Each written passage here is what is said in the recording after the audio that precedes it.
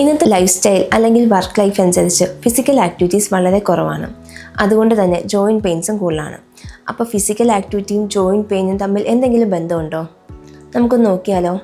ഞാൻ doctor Niranjana, chief consultant, Sharada Ayurveda hospital. ഒരു IT professional അല്ലെങ്കിൽ ഓഫീസ് വർക്ക് ചെയ്യുന്ന ഒരാളിൽ ഫിസിക്കൽ ആക്ടിവിറ്റീസ് വളരെ കുറവായിരിക്കും.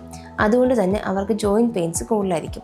ഇരുന്നിട്ട് എണ്ണിക്കുമ്പോൾ മുട്ടുവേദന, നടുവേദന, കൈ പൊക്കുമ്പോൾ വേദന, ഇങ്ങനെയുള്ള വേദനകൾ കോമൺ ആയിരിക്കും. കറക്റ്റായിട്ട് വ്യായാമം ചെയ്യുന്ന ഒരാളിൽ എല്ലാ ജോയിൻസിനും മൂവ്മെൻറ്റ്സ് നടക്കും.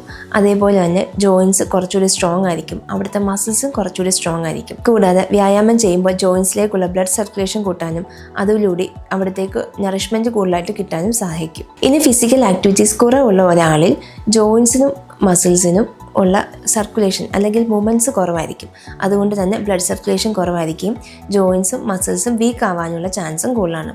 അതുകൊണ്ട് അവർക്ക് ജോയിൻറ്റ് പെയിൻ വരാനുള്ള ചാൻസും കൂടുതലാണ്. ഇങ്ങനെ വരുന്ന ജോയിൻറ്റ് പെയിൻസിന് ബോൺ സെറ്റിംഗ് ട്രീറ്റ്മെൻറ്റിലൂടെ ഒറ്റ സിറ്റിങ്ങിലൂടെ തന്നെ നമുക്ക് മാറ്റാൻ സാധിക്കും. ബോൺ സെറ്റിംഗ് ചെയ്യുന്നതിലൂടെ അവിടുത്തെ ബ്ലഡ് സർക്കുലേഷൻ കൂട്ടാനും സ്റ്റിഫ്നെസ് കുറയ്ക്കാനും സഹായിക്കും.